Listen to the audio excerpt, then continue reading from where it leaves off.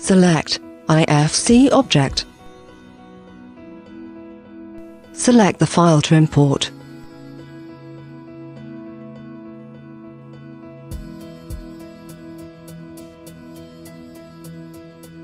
Insert the object.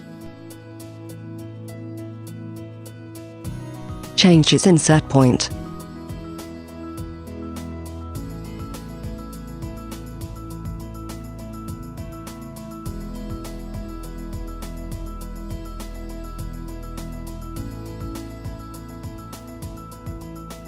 Use the snap aids to position the IFC object in relation to the model.